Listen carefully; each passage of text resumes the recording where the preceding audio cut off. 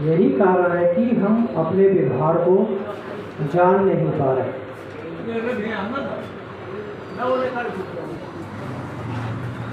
क्योंकि कबीर साहब कहते हैं वाणी है अनमोल, जो कोई बोले जान, हृदय तराजू तोल के तब मुख महर आन। कबीर साहब कहते हैं हमारी जो वाणी है अनमोल है, लेकिन जो बोलना जानता है, तोलना जानता है अपने आप को, वो बाहर जब उसको बोलता है तो उस वाणी का अर्थ होता है। किसी को बोलेंगे, कटु वचन बोलेंगे तो उसके हृदय में दुख होगा, और उसको कहेंगे भाई आप कहाँ जा रहे हो, आओ बैठो पानी पी लो, तो उसके हृदय में आपके प्रति प्रेम उत्पन्न हो जाएगा, करुणा उत्पन्न हो जाएगा। वो कहेंगे कहाँ जा रहा रे, आजा पानी पी ले। तो आपने भाषा तो कही, लेकिन उसमें उसकी दिल पर चोट लग जाए। सम्मानित भाषा नहीं कही, असम्मानित क्रोधित भाषा कह दी, इसलिए उसके हृदय में वो प्रेम उत्पन्न आपके प्रति नहीं होगा। इसलिए कबीर साहब कहते हैं हर वाणी को, हर वचन को तोल के बोलने की ज़रूरत है, क्योंकि बगैर विचारे बोलेंगे तो हमारे जीवन में दुख उत्पन्न हो जाते हैं, तो विचार के बोलेंगे तो हमारे जीवन में सुख उत्पन्न होंगे। इसलिए कबीर साहब ने अनेकों वाणी, अनेकों भजनों में व्यक्ति को समझाया है, जिसको कबीर साहब ने कहा है मन मस्त हुआ तो क्या बोले, मन मस्त हुआ तो क्या बोले, हीरा पाया गांठ गठरिया, बार बार वाको क्या खोले। सद्गुरु कबीर साहब कहते हैं भाई मन मस्त हुआ तो क्या बोले। ये परिभाषा उस चरम सीमा की है जब व्यक्ति भक्ति में लीन हो जाता है, जिसको कह देते हैं लोग बैरागी हो गया। ये तो उसको धन संपत्ति से, परिवार से कोई कामना नहीं रहती, केवल वो उस परम पिता को प्राप्त करने की जिज्ञासा में रहता है। बोलने चालने की बात खत्म हो जाती है। हीरा पाया गांठ गठरिया, बार बार वाको क्या खोले। कोई व्यक्ति जब आत्मा तत्व से जुड़ जाता है, परमात्मा की खोज करता है, तो उस पर चिंतन मनन करने लगता है। खोलने का मतलब कि हम इतने बड़े ज्ञानी हैं, इतने बड़े ध्यानी हैं, ऐसी ऐसी बातें करने लगता है, तो वो विकार रूपी हीरा, उसको काम क्रोध लोभ वो अहंकार कब चुरा लेंगे उसको पता ही नहीं चलेगा। इसलिए कबीर साहब कहते हैं ज्ञान रूपी हीरा जो भक्ति, सेवा, दया, क्षमा, संतोष, धीर, विचार गुण, ये जब आपके हृदय में हर समय रहे तो इसको बांध के रखने की ज़रूरत है। और हम दिखावे से भक्ति कर रहे हैं, दिखावे से सेवा कर रहे हैं, तो वो हमारा जो आत्मा रूपी हीरा है कब काम करो लोग चुरा लेंगे हमको पता ही नहीं चलेगा। इसलिए उसको अपने हृदय में करुणा रूपी, दया रूपी, विवेक रूपी उस चीज़ों से हीरे को संभाल के रखना है। सुरत किलारी भई मतवारी मदवा पी के भी तोले। जैसे कि संसार के व्यवहार में एक शराबी होता है, वो कितनी शराब पी लेता है उसको खुद नहीं पता, पी के कहीं भी गिर जाता है। तो कबीर साहब कहते हैं व्यवहार का शराबी है, वो पी लेता है, वो कब गिर जाता, कब उसका नशा होता, कब उसको पता ही नहीं चलता। और आप तो भक्ति के शराबी हैं, तोल तोल के भक्ति कर रहे हैं। भाई आज एक माला का गुरुजी ने एक माला बताई, रोज एक ही माला करेंगे, तो ये तोल के भक्ति हो गई। भक्ति में बैठे हो, ध्यान में बैठे हो, अपना नाम जाप करो, मन है 10 घंटे 2 घंटा करो, मन नहीं है तो आधे घंटा कर लो, लेकिन नाप तोल के मत करो। आपकी जो मन इच्छा है जब अपना ध्यान में बैठ जाओ, मन इच्छा है जब अपना जाप कर लो, जब मन है आपका तो ग्रंथ पढ़ो, मन है तो सो लो। लेकिन मन को अपनी बोझ मत बनाओ। नाप तोल के काम करने से एक भार उत्पन्न हो जाता है। मान लो आपको भक्ति करना है, एक माला करना, लेकिन अंदर से मन ही नहीं है माला करने का, लेकिन जबरदस्ती माला घुमा रहा है, जबरदस्ती माला घुमा रहा है लेकिन मन नहीं है, तो उसका लाभ नहीं मिलेगा। मन मस्त हुआ तो क्या बोले, हीरा पाया गांठ गट गया, 12वां को क्या खोले, हल्की थी जब चले राजू पूरा भया तो क्या तोले, सुरत किलारी भई मतवारी मधुआ पी गए बिन तोले, कहें कभी सुनो भी साधो साहे मिल गए तिलोले। कबीर साहब कहते हैं जो तिल का भार होता है, उस भार के वजन में ही साहे परमात्मा मिल जाएंगे। लेकिन तो कैसे मिलेंगे? जब हमारे हृदय में दया आएगा, क्षमा आएगा, संतोष आएगा, धीर आएगा, विचार आएगा, गुण आएगा, सेवा आएगा। जब ये हमारे हृदय में उत्पन्न होंगे तो सोच लो परमात्मा हमको मिल जाएगा। और ये हमारे हृदय में है ही नहीं तो परमात्मा हमको कैसे मिलेगा? तो उसको जानने के लिए हमको अपने विकारों से मुक्त होना ही पड़ेगा। अब जैसे कि सभी घर अपने अपने घरों में सफाई करते हैं, सफाई करेंगे, बाहर का मेहमान आएगा, कहेगा घर बहुत सुंदर है, यहाँ की माता बहनें बहुत अच्छी है, घर को बहुत सुंदर रखती है।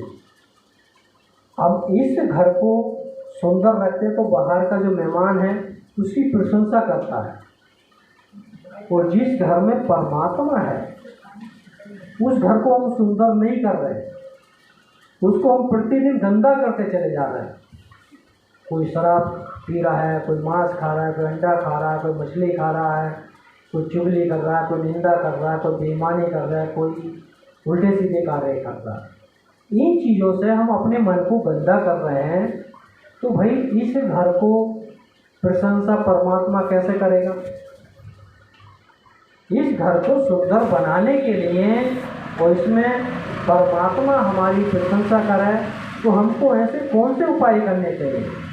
उसके उपाय हैं हमारे हृदय में दया, क्षमा, संतोष, धैर्य, उदार, भक्ति, सेवा। ये हमारे हृदय में गुण होंगे तो परमात्मा आएगा कि हाँ भाई ये हमारा भक्त बहुत अच्छा है। तो आसपास के लोग भी आपकी प्रशंसा कर लेने लगेंगे। जिसको कबीर साहब ने कहा कि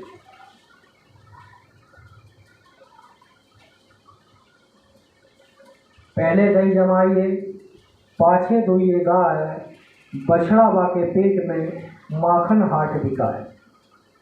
समाज की दृष्टि में जाएंगे तो सब उल्टा है। पहले दही जमाइए, पाछे दुइये गाय, बछड़ा बाके पेट में माखन हाट बिकाए। और जबकि संसार में जाएंगे तो पहले गाय बच्चा पालना पड़ेगा, उस समय तक फिर उसको गब्बन करना पड़ेगा, फिर वो ब्याएंगे, वो धुलेंगे, गरम करेंगे, फिर उसमें खटास डालेंगे, फिर दही जमेगा, फिर उसको मथेंगे, जब घी निकलेगा, है ना। लेकिन कबीर साहब कहते हैं कि पहले अपने यहाँ बच्चा बाद में पैदा होगा, पहले दही जमाने की बात कर रहे हैं। तो दही जमाने का मतलब है कि अपने हृदय में पहले सात्विक विचार लाइए। जैसे अपने हिंदू रीति रिवाज में कोई भी पूजा पाठ कराया जाता है तो दही को शुभ माना जाता है, दही लाया जाता है। तो कबीर साहब कहते हैं कि पहले अपने हृदय में सात्विक विचार लाइए, करुणा लाइए, प्रेम लाइए, स्नेह लाइए। जब हमारे हृदय में दया क्षमा होगी किसी के प्रति, जब तो सत्यता का दही जमेगा हमारे हृदय में। तो कबीर साहब कहते हैं कि पहले अपने हृदय में सुविचार लाइए, दही के समान है। पाछे दुइये गाय का कबीर साहब कहते हैं कि पाछे दुइये का मतलब गाय है कि आप दूसरे को उपदेश करते हैं या दूसरे को अच्छा रास्ता बताते हैं और हम खुद दारू पीते हैं, खुद मांस खाते हैं, तो उसका प्रभाव दूसरे पर जल्दी नहीं पड़ेगा, क्योंकि हम खुद ही सात्विक नहीं हैं तो दूसरे को सात्विक होने की सलाह दे रहे हैं। तो अगर दादा पोते से सकेगा तो पोता क्या कहेगा, देखो अपने आप तो रोज सुबह शाम जाता पीने के लिए, हमसे कहता दारू मत पी। तो उस बातों पे उस बच्चे पे ज़्यादा प्रभाव नहीं पड़ेगा। तो जब हम पहले सात्विक हम बनेंगे तो किसी को समझाएंगे तो उसकी समझ में आएगा। पाछे दुइएगा, बछड़ा बाके पेट में माखन घाट देता है। कबीशा कहते हैं बछड़ा आत्मा रूपी जो शक्ति है, आत्मा रूपी जो भगवान है, परमात्मा है, वो आपके अंदर है। वो जब प्रकट होता है, जब हमारे हृदय में दया, क्षमा, संतोष, धीर, विचार, गुण, भक्ति, सेवा ये जब होती हैं तो बछड़ा का जन्म होता है।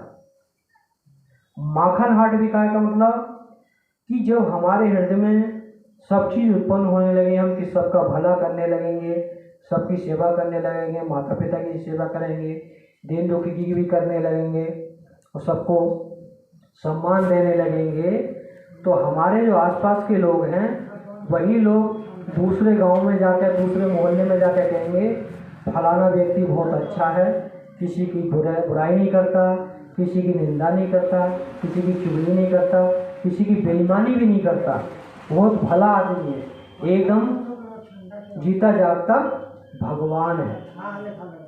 तो वो सोच लो हमारा माखन बिक रहा है, और परिवार का माखन को हमको बाजार में खुद बेचने जाना पड़ेगा, लेकिन हमारे सात्विक विचारों का जो माखन है हमको बेचने की जरूरत नहीं है, समाज के लोग बेचने के लिए तैयार हैं, है ना। तो ऐसे ही हम अपने जीवन को सत्य की तरफ ले जाएंगे तो हम थोड़े से समय में ही भगवान की प्राप्ति कर सकते हैं। जिसको अमिता सिल के भाग में भगवान मिल जाएंगे। ऐसे ही अगर हम अपने विचारों का परिवर्तन कर लेंगे, जैसे कि हम यहाँ बैठे हैं, सूर्य निकला, सूर्य सबको समान रोशनी दे रहा है, ना उसको हिंदू से परहेज है, ना मुसलमान से है, ना ठाकुर से है, ना पंडित से है, ना आदिवासी या जिनको शूद्र कहते हैं, ना उससे परहेज है, सबको बराबर ऊर्जा दे रहा है। पशु पंछी को भी दे रहा है, जानवरों को भी दे रहा है, पंडित जी को भी दे रहा है, साधु जी को भी दे रहा है, चोरों को भी दे रहा है, सबको बराबर ऊर्जा दे रहा है। वो किसी का दुश्मन नहीं है, लेकिन ऐसी परमात्मा भी सबको ऊर्जा दे रहा है, किसी का दुश्मन नहीं है। लेकिन कारण क्या है, हम यहाँ बैठे, सूर्य वहाँ है, अगर हमें सूर्य की डायरेक्ट ऊर्जा लेनी है तो हमको वहाँ जाना पड़ेगा, यहाँ से उठ के वहाँ जाना पड़ेगा, तो सूर्य की डायरेक्ट किरणें हमारे हृदय पे पड़ेगी, उसकी ऊर्जा हमको डायरेक्ट मिलेगी। ऐसा ही परमात्मा भी हमको डायरेक्ट ऊर्जा दे रहा है, लेकिन हम ले नहीं रहे। अब सूर्य की किरण क्यों नहीं आ रही, कोई हम यहाँ बैठे हैं, इसकी उसकी किरणें नहीं आ रही, इसमें सूर्य की तो गलती नहीं है, हमारी अपनी गलती है। ऐसे ही परमात्मा भी अपनी ऊर्जा सबको बराबर दे रहा है, लेकिन कारण क्या है कि हमने परमात्मा की तरफ से, सद्गुरु की तरफ से या अल्लाह भगवान की तरफ से मुख मोड़ लिया है। मुख मोड़ने का मतलब है काम, क्रोध, लोभ, मोह, अहंकार, गलत खान पीन। जब गलत खान पीन हमारे अंदर है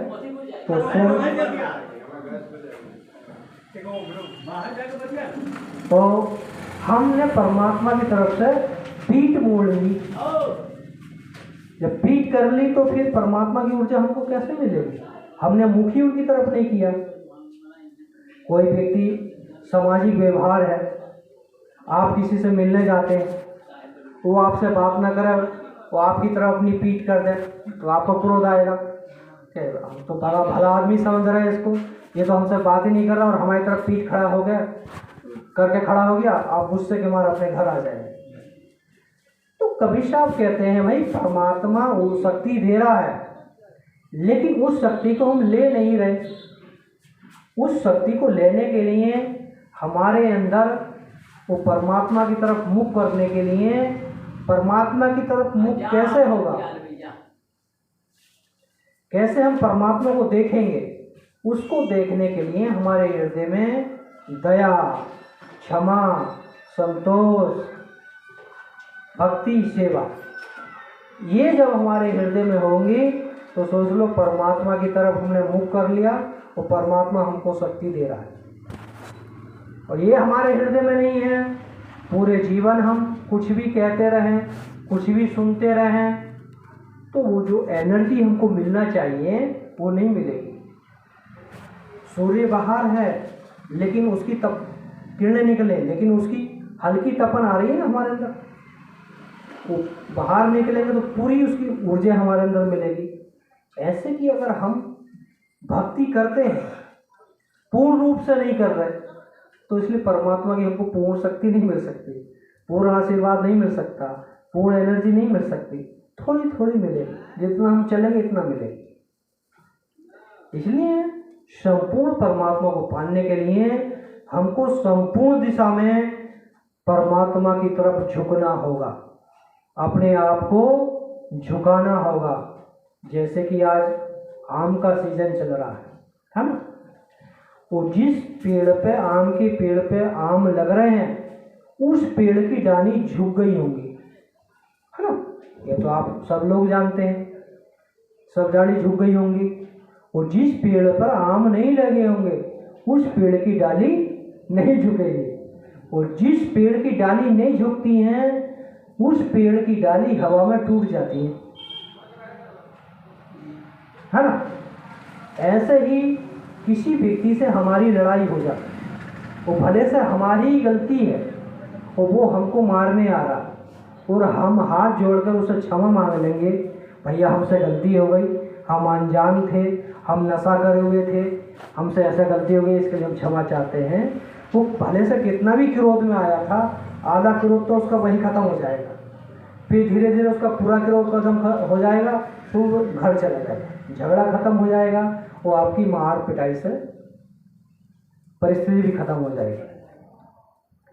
ऐसे ही अगर हम अपने आप में झुकना सीख लें और तो हमारे अंदर परमात्मा की एनर्जी आने लगेगी। हम झुकना नहीं सीख रहे, ना तो माता पिता के आगे झुक रहे, ना बड़े भाई के आगे झुकना चाहते, ना किसी साधु संत के आगे झुकना चाहते।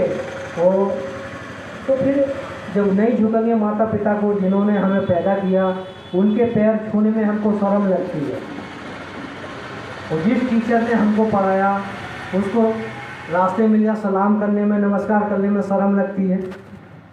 तो भाई तुम्हें झुकना सीखा नहीं तो फिर दूसरा तुम्हें क्या दे सकता है। कोई भी गांव का बुजुर्ग आदमी है, उसको सलाम कर लोगे, नमस्कार कर लोगे, साहिबंदगी कर लोगे तो आशीर्वाद है, जब बच्चा खुश रहे, कितना बड़ा आशीर्वाद दे दिया। और आप उसको सलाम ही नहीं करेंगे, उसको नमस्कार ही नहीं करेंगे, तो वही आशीर्वाद क्यों देगा वो। हम झुकेंगे जब तो कोई हमको आशीर्वाद देगा। झुकना चाहते ही नहीं तो भी आशीर्वाद कैसे मिलेगा। इसलिए जीवन में झुकना अपनी सफलता का लक्ष्य है। जब जरूरत पड़ी थी तो राम को भी झुकना पड़ा था। जब सुग्रीव से मित्रता करने गए थे तो सुग्रीव सलाम नहीं किए थे, राम जाके किए थे। राम ने मित्रता की थी सुग्रीव से, उनको जाके नमस्कार किया था, झुकना। तो जब उन्होंने अपनी पूरी सेना के साथ उसका साथ दिया तो झुकने से सब काम सफल हो जाते हैं। लेकिन आदमी झुकना नहीं चाहता। झुकना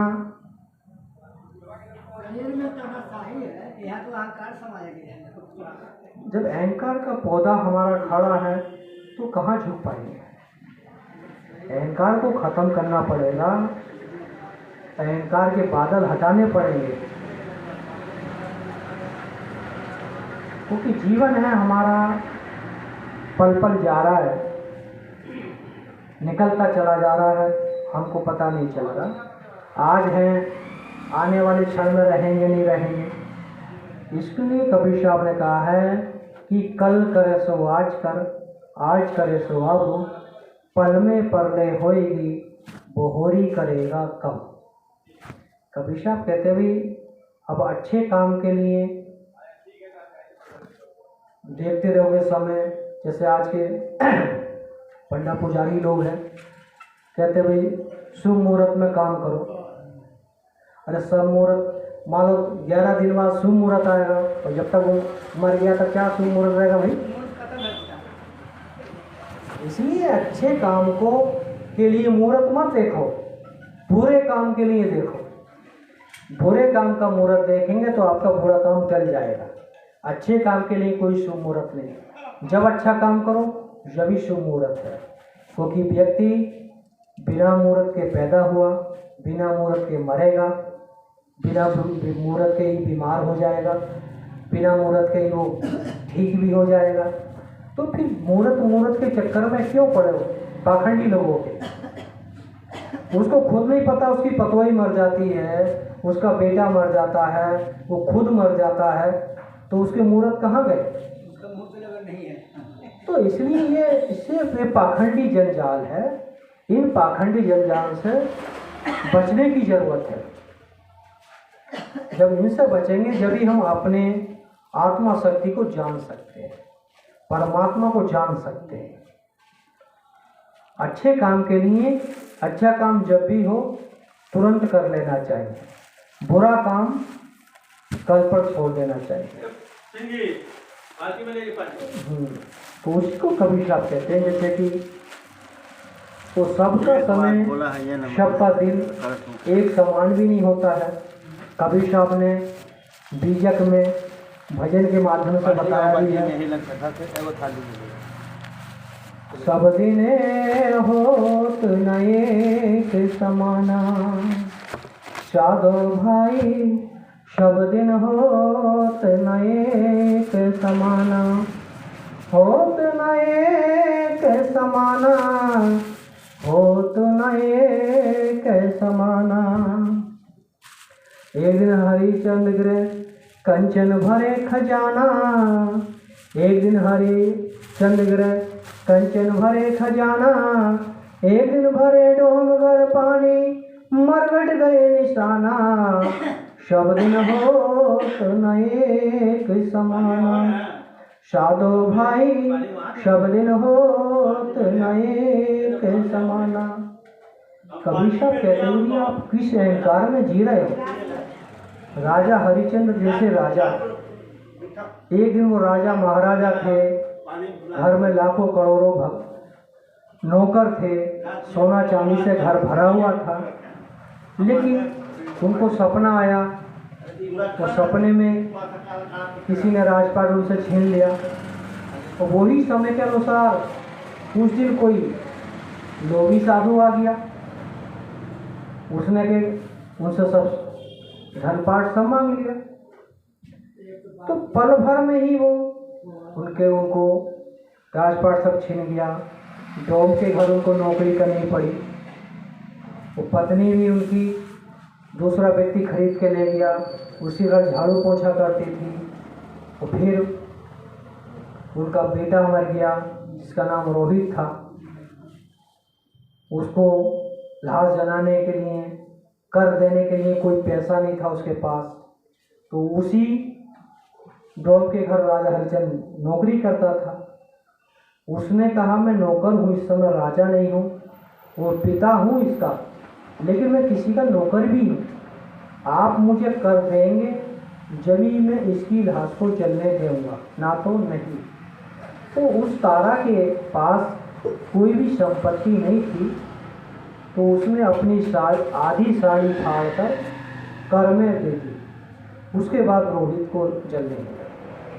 तो समय की बात आई, फिर से उनको राजपाट मिल गया। तो इसलिए अपने जीवन में किसी भी चीज़ का अहंकार नहीं करना चाहिए। हमारा समय आज हम जवान हैं, बाहर निकलेंगे, आँख में धूल चली जाएगी, आँख की लाइट चली जाएगी, पल भर में क्या हो जाएगा पता नहीं। लेकिन अपने तन मन धन का कोई भी अहंकार नहीं करना चाहिए। यही कवि शाह ऐसा समझाते हैं कि सब दिन होत ना एक समाना। एक दिन राजा रामचंद्र जी चढ़े जात विमाना। एक दिन राजा रामचंद्र जी चढ़े जात विमाना। एक दिन उनको वनवास भया दशरथ के परवाना। सब दिन हो तो न एक समाना। तो कवि साहब कहते हैं जिसको त्रिलोकीनाथ भगवान कहते हैं, राम भगवान, उनके जीवन में भी समय का चक्र आया। उनका समय भी एक सा नहीं रहा, क्योंकि वो विष्णु भगवान विश्व मोहिनी का स्वयंवर हुआ। तो उस समय नारद जी प्रेम विवाह में फंस गए। नारद जी फंस गए तो उन्होंने उनको सबसे रूप मांगा, कभी मुझे रूपवान बना दो। तो शंकर जी के पास गए तो उन्होंने मना कर दिया। ब्रह्मा जी के पास गए तो उन्होंने मना कर दिया। अब विष्णु जी के पास गए तो उन्होंने उनको कपि का रूप दे दिया। और कपि का रूप दे देते वो सभा में बैठे, विश्व मोहिनी आई जयमाला लेके, तो कपि का रूप तो बंदर है। तो जब वो आगे निकल गई तो फिर गाँव से उठ के फिर उधर चले गए, फिर भी आगे निकल गई, फिर वहाँ से उठ के इधर आ गए तो फिर यहाँ से भी चली गई। तो फिर उन्होंने फिर विष्णु के गले में जयमाला डाल दी। तो फिर नारद भगवान ने वहाँ उनको श्राप दिया कि जिस पत्नी के वियोग में मैं यहाँ बेजित हुआ हूँ, उसी पत्नी के वियोग में तू वन वन भटकेगा। तो वो श्राप उनको राम जी को मिला, जो सीता जी को रावण ने ले लिया। तो जब उनके पिता का जब श्रवण का श्राप लगा, जब राजा दशरथ शिकार खेलने गए, नदी के पल्ली पार पानी भर रहा था श्रवण, उन्हें शब्द भेदी बाण चलाया तो श्रवण के लग गया। श्रवण के लगा तो उसकी हत्या हुई। तो उन्हें उसके माता पिता ने उसको आशीर्वाद दिया कि जा जिस बेटे के वियोग में हमारे प्राण निकले हैं, एक दिन तेरा दिन भी ऐसे ही होगा। तो वो दिन आया जब राम को वनवास हुआ, उधर दशरथ शरीर त्याग दिए। चारों बेटाओं में से कोई भी बेटा घर के अंदर नहीं निकला, उनको कुछ पानी पिला देता, कुछ कर देता। इसलिए कर्म फल भोगना पड़ता है। उसी को कवि साहब समझा रहे हैं, भाई ऐसे ऐसे महारथी रहे, इनका भी एक दिन समान नहीं रहा, परिवर्तन हुआ। इसलिए भैया आप भी समझ जाओ, अपने आप को जान लो। तो फिर एक दिन ऐसा आया, लंका जीते, पुष्प विमान पे लौट के आए, पूरे अयोध्या उनका स्वागत किया।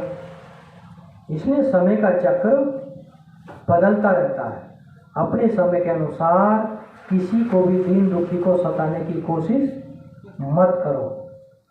उसी को कवि साहब समझाते हैं कि सब दिन होत न एक समाना। एक दिन अर्जुन महाभारत में जीते इंद्र समाना। एक दिन भील ने लूटे गोपिका, वही अर्जुन वही बाना। सब दिन होत न एक समाना। सब दिन होत न एक समाना। एक समय था जब महाभारत का युद्ध हो रहा था कुरुक्षेत्र में, तो पांचों पंडा 100 भाइयों पे भारी पड़ गए थे। उनको हरा दिया, अपना राजपाट वापिस ले लिए। जब वापिस ले लिए, लेने के बाद युधिष्ठिर का जब राज तिलक हुआ, उसके बाद वो जब गांव में घूमने के लिए गए कि भाई गांव में क्या क्या समस्या है, तो माता बहनें उस समय सब अपने मन को दुखित होकर उनको बुरा भला बोल रही थी, पांचों पंडों को, कि इनकी वजह से मेरा भाई चला गया, इनकी वजह से मेरा पति चला गया, इनकी वजह से मेरा पिता चला गया, मेरा बेटा चला गया। तो युधिष्ठिर ने जब ये बातें सुनी तो उसके मन में विलीन हुआ कि मैंने एक राजगद्दी के लिए कितने लोगों को बेघर कर दिया, वो भाई को बहन को भाई से दूर कर दिया, पत्नी को पति से दूर कर दिया, बेटा को माँ से दूर कर दिया। तो उनके मन में जिज्ञासा हुई कि अब इतने पाप कर दिए तो इस पाप से मुक्त हम कैसे होंगे। तो उन्होंने उस समय महायज्ञ रखा तो उसमें अनाउंस कर दिया जिसको जो साधु संत को जो चाहिएगा वही उसको वो दान दक्षिणा दी जाएगी। तो सभी दूर दराज के साधु संत लोग, गिरी, निर्वाणी, पुरी, सब परंपरा के साधु लोग वहाँ खाने के लिए भोजन भंडारे में जाते गए, दक्षिणा लेते गए, लेकिन किसी के भी खाने से घंटा नहीं बजा। फिर वो कृष्ण भगवान के पास गए कि भाई किसी खाने से घंटा बजा ही नहीं, और नहीं बजा तो हमारा तो यज्ञ सफल होगा नहीं, यज्ञ सफल नहीं होगा तो हम तो पाप से मुक्त होएंगे नहीं। तो कृष्ण भगवान ज्ञानी थे, चतुर चालाक भी थे, उन्होंने कहा कि एक सुपज भगत रहते हैं, उनको आप निमंत्रण दिए। तो पहले तो उनके पांचों पंडों के मन में जाति का अहंकार आया कि हम तो क्षत्रिय हैं, तो वो शूद्र है, इतने बड़े बड़े जटाधारी खाकर चले गए, उनके खाने से घंटा नहीं बजा तो उस शूद्र के खाने से, नीच के खाने से घंटा बज जाएगा। अरे भाई, अब गुरु का आदेश है तो जाना तो पड़ेगा ही। उनको गुरु मानते थे, तो गुरु मानते थे तो उन्होंने भीम को भेजा, और भीम तो अपने बल पे पहले ही अहंकारी से भरा है कि मुझसे बड़ा धनवान कौन है और बलवान कौन है। जब भीम गए तो गए, भाई हमारे यज्ञ चल रहा है, भोजन खाने के लिए चलिए। तो सुपज भगत ने कहा भैया मैं राजा महाराजाओं के घर भोजन करने नहीं जाता, उनके घर पाप का धन होता है। तो भीम का पारा और चढ़ गया अहंकार से, कैसे नहीं चला, वो उठा के ले जाऊंगा। तो सुपज भगत ने कहा भाई मुझको तो बाद में उठा ला, वो मेरी माला टंगी है उसको उतार ले। तो माला उतारने के लिए गए तो भीम से वो माला नहीं उतरी। भीम से जब माला नहीं उतरी तो झक मार के वो गुस्से के मारे घर चले गए। उनके पांचों पंडों ने पूछा भाई लोगों ने कि भाई क्यों नहीं आए, कि वो साधु तो कुछ नहीं है, वो तो अहंकारी है। वो कहता है कि राजा घर तो पाप का धन होता है, मैं उनके घर भोजन करने नहीं जाता हूँ। तो फिर कृष्ण जी के पास गए, तो कृष्ण जी से बात बताई पूरी। तो वो ऐसा नहीं कहेंगे भीम की कोई गलती है, ये अपनी गलती छिपा रहा है, इससे पूछो।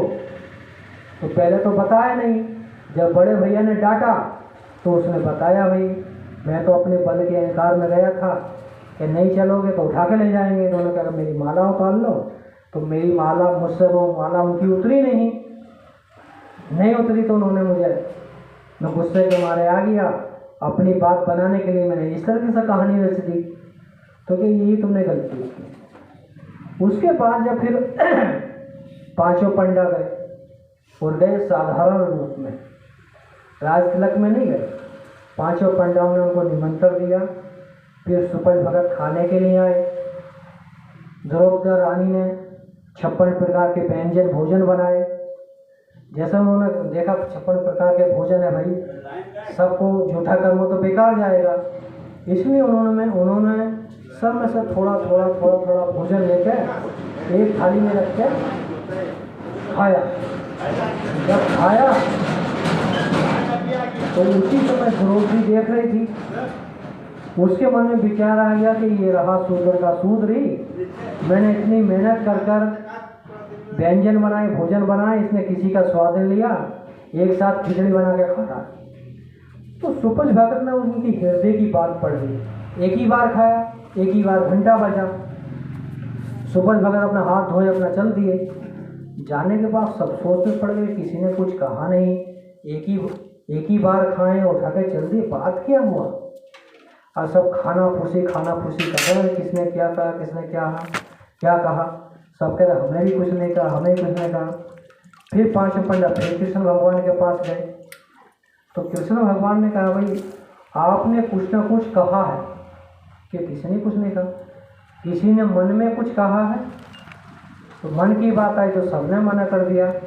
फिर लास्ट में द्रौपदी बोली कि मैंने मन में सोचा, कहा नहीं, सोचा कि मैंने इतनी मेहनत से भोजन बनाया और इन्होंने किसी का भी स्वाद न लगा, एक साथ मिलकर खाए रहे नीचे कि आपने यही गलत कहा। उन्होंने आपके हृदय की मन की बात को जान लिया, महसूस कर लिया।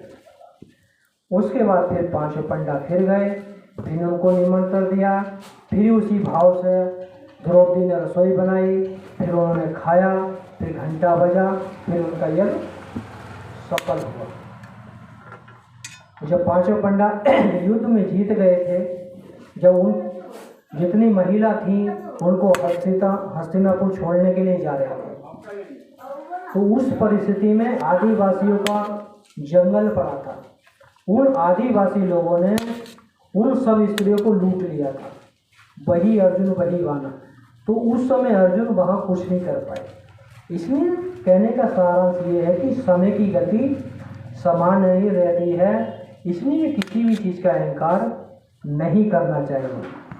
तो चौथे पद में कवि साहब कहते हैं, एक दिन बालक भय गोद में, एक दिन भय जवाना, एक दिन चता जिले मरघट पर धुआं जात आसमान, सब दिन होत ना एक समाना। कवि साहब कहते हैं कि एक दिन बालक गोद में खेलता है, जवान होता है, वृद्ध हो जाता है, उसकी मृत्यु हो जाती है और कोई जला देता है, कोई दफना देता है, धुआं आसमान में हो जाता था। इसलिए जीवन का परिवर्तन होता रहता है।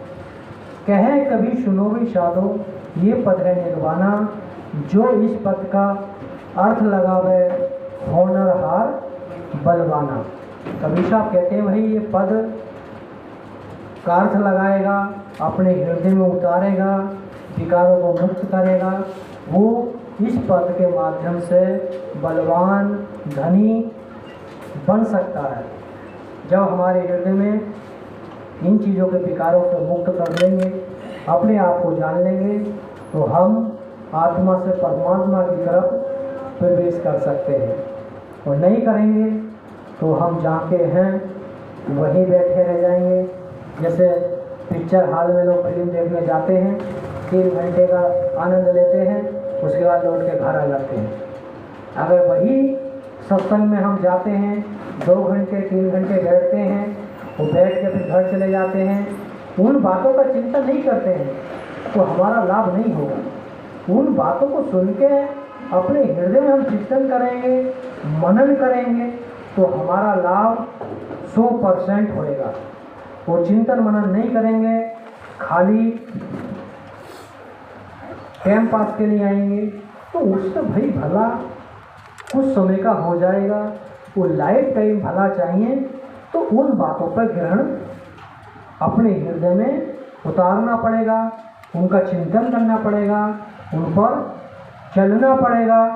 जब ही हमारा भविष्य उज्जवल होएगा, हृदय में प्रकाश होएगा, ज्ञान नेत्र खुल जाएंगे, ज्ञान कुंडली खुल जाएंगी।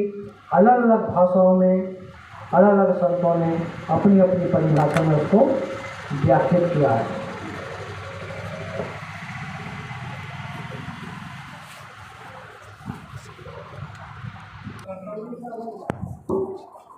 जैसे उसके रूप अनेक हैं, जिसको कबीर साहब ने कहा है कि लाली मेरे लाल की जिद देखो तित लाल, लाली देखकर मैं चली मैं भी हो गई लाल।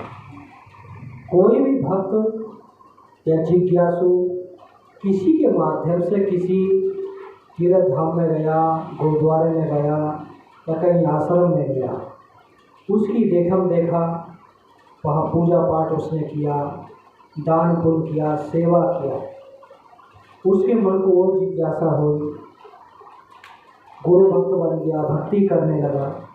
भक्ति करने लगा तो उसको खूब आनंद मिलने लगा, तो जितना भक्ति करे उतना उसको आनंद मिलने लगा।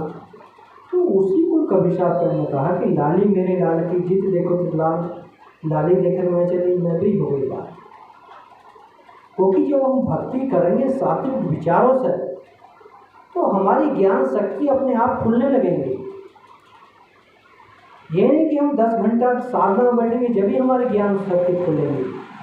ज्ञान शक्ति हमारी जब भी खुलेंगी, सांच बराबर तप नहीं, झूठ बराबर पाप, जाके हृदय सांच है ताके हृदय आप।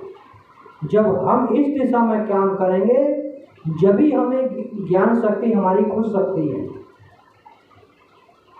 और अब ध्यान की बात रही, ध्यान आप एकांत में बैठी केवल या तो माला से कर सकते हैं, मुख से कर सकते हैं, कंठ से कर सकते हैं, हृदय से कर सकते हैं, सांसों के द्वारा कर सकते हैं। जैसे आपको सुविधा लगे वैसे करिए। और सांस का मतलब सांस आ रही है, सांस जा रही है, केवल उसको साक्षी भाव से देखते रहना। आपके मन में उस समय अनेकों गलत विचार आएंगे तो दुखित मत होइए, देखते रहिए। वो विचार आ नहीं रहे, वो विचार डिलीट हो रहे हैं। जो बुरे विचार हमें ध्यान करते थे समय ओपन होते हैं, वो चीज़ डिलीट हो रही है। जो लोग हम कहते हैं कि हम ध्यान करते हैं, गलत गलत विचार आते हैं, तो उस समय हमारी मेमोरी वो डिलीट होती रहती है गलत विचारों की। हम उन विचारों को सात्विक विचारों से देखने की जरूरत है, पकड़ने की जरूरत नहीं है, केवल देखते रहना। जैसा कोई व्यक्ति जिसको बोलना नहीं आता हो, जो भी तमाशा देखता रहता है, बस वो आंखों से देखता रहेगा, कुछ उसका व्याख्यान नहीं कर सकता। ऐसे ही हमको भी ध्यान के समय वो चीज़ को पकड़ना नहीं है, उसका व्याख्यान नहीं करना, केवल देखते रहना साक्षी भाव से। साक्षी भाव से देखते रहेंगे तो हमारे जो विकारी रूपी हैं वो सब डिलीट होते रहेंगे। जो हमारे हृदय रूपी चिप है जो भरी है विकारों से, तो धीरे धीरे डिलीट होगी ना। कितने जन्मों से भरी है, और सोचे कि एक ही मिनट में उसको खाली कर दें, तो कैसे खाली करेंगे? उसमें कुछ अच्छे विचार भी हैं, तो देख देख के डिलीट करेंगे ना। जैसा फ़ोन में फ़ोटो है, फोटो डिलीट करने वाले व्यक्ति देखते हैं कौन सा सही फोटो है, उसको रहने देते हैं, जो गलत फोटो है उसको डिलीट कर देते हैं। ऐसे ही परिभाषा हमारे ध्यान में भी आती है। जो व्यक्ति उसको जानने की समझने की कोशिश नहीं करता, सहज कबीर साहब का सहज ही है, सरलता में ही हम आत्मा से परमात्मा की तरफ चले जाएंगे। हट योग करने की जरूरत नहीं है, सरलता भाव से, प्रशंस भाव से हम करेंगे तो हमको उस परम तत्व की प्राप्ति हो जाए, जिसको कबीर साहब ने कहा, धीरे धीरे रे मनवा धीरे सब कुछ हो, माली सीजे सौगा ऋतु आए सफल हुए। तो कबीर साहब ने यही तो बता दिया, भाई धीरे धीरे करोगे तो परमात्मा प्राप्त हो जाएगा। जैसे माली पौधों को सींचता है, समय समय में पानी देता है, उनको लड़ाई गुड़ाई करता है, समय आता फल लगने लगते हैं। ऐसे ही हमको भी धीरे धीरे भक्ति करते रहना चाहिए, सेवा करते रहना चाहिए, तो एक दिन हमारा ज्ञान रूपी फल अपने आप लग जाएंगे। लेकिन हम करेंगे नहीं, एक दिन तो हमने 10 माला कर ली, दूसरे दिन करने का मन ही नहीं कर रहा, तो कर भी रहे हैं तो हठ योग में कर रहे हैं। तो गुरु जी ने 11 माला बताई थी करने की, आज भी 11 ही करेंगे, तो मन है नहीं। तो इसलिए कबीर साहब का है सहज ही है, सरलता से ही आत्मा से परमात्मा की खोज कर सकते हैं। तो कबीर साहब ने कहीं वन में, जंगल में, नदी में कहीं भागने की जरूरत नहीं करी। मन मस्त हुआ तो क्या हुई, और शांत हो जाओ। अपने शांत का मतलब है अपने विकारों से शांत हो जाओ। मान लो आपने मौन व्रत रख लिया, हम किसी से बोलेंगे नहीं, लेकिन मन में विचार आए कि मेरा ये, इसने ऐसा किया था, इसने ऐसा किया था, इसका ये करना है, इसका ये करना है। आप मुख से नहीं बोल रहे लेकिन आत्मा से बोल रहे हैं। कबीर साहब कहते हैं भाई मुख और आत्मा एक ही होएगी तो आपको उस चीज़ की प्राप्ति होगी। तन मन एक हो रहा तब हंस कबीर कहा है। कबीर साहब कहते हैं तन मन जब एक होगा तब हंस कबीर कहाएगा। जो व्यवहार हमारे तन का है, हम आँखों से जैसे कि किसी को गलत देखे नहीं तो हृदय से भी नहीं देखे, मुख से किसी को गलत कहे नहीं तो हृदय से भी गलत नहीं कहे, कानों से किसी को गलत सुने नहीं। जो ऐसी परिभाषा आएगी तन और मन एक हो जाएगा तब हंस कबीर कहलाएगा। तो तन मन एक नहीं होगा तो वो हंस कबीर नहीं हो सकता। जिसको कबीर साहब ने कहेगा कि भवजल में भोकाग है कोई कोई हंस हमार। कबीर साहब कहते हैं हंस वही व्यक्ति बनेगा जिसने अपने जीवन में सात्विक विचारों को, सात्विक खान पीन को चुन चुन के खाया है, वही हंस कहलाने के योग है। जैसे संसार की दृष्टि में आप हंस देखते हैं, हंस भी किसी का खेत नहीं खाता, मांस नहीं खाता, शराब नहीं पीता, चुगली नहीं करता, निंदा नहीं करता, है ना। लेकिन कौवा मांस भी खाता है, और मांस भी खाता, रोटी भी खाता, फल भी खाता है। तो जिंदे जीव जंतु के मांस में भी चोंच मार के निकाल कर ले जाता है। तो कबीर साहब कहते भी हंस बनो। भवजल में वो काग है कोई कोई हंस हमार। जो व्यक्ति सात्विक विचार है वही हंस है, वही साहेब का हंस रूप है। लेकिन व्यक्ति गलत दिशा में अपने विचारों को चिंतन नहीं कर रहा कि हमको हंस बनना है या कौवा बनना। हंस बनने की हम कोशिश करेंगे तो हंस बन जाएंगे, हंस बनेंगे तो परमात्मा भी बन जाएंगे। क्योंकि परमात्मा है या नहीं है उसका अर्थ नहीं है। परमात्मा को हमको देखना है, वो अपने अंदर प्राप्त करना है,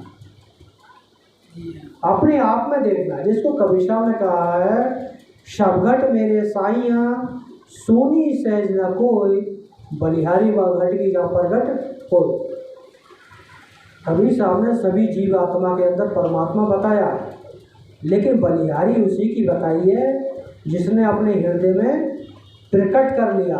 प्रकट करने का उसकी खान पीन शुद्ध है, रहनी गहनी शुद्ध है, सबसे प्रेम भाव रखता है, भक्ति भजन करता है, माता पिता की सेवा करता है, तो उसने अपने हृदय में प्रकट कर दिया। तो उसके अंदर ये लक्षण नहीं है, मानव तो है वो, उसके अंदर वो जीवात्मा है भी, परमात्मा है भी, लेकिन उसने उन चीज़ को प्रकट नहीं किया। उसने उन चीज़ को अपने विकारों से दबा दिया। दबा दिया तो नहीं जान सकता।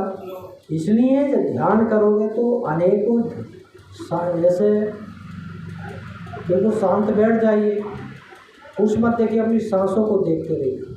सांस आ रही है, सांस बाहर जा रही है, बस इतना ही करते रहेंगे। या जो आपके गुरु ने मंत्र बताया है उसका भी जाप कर सकते हैं, जाप करते रहिए।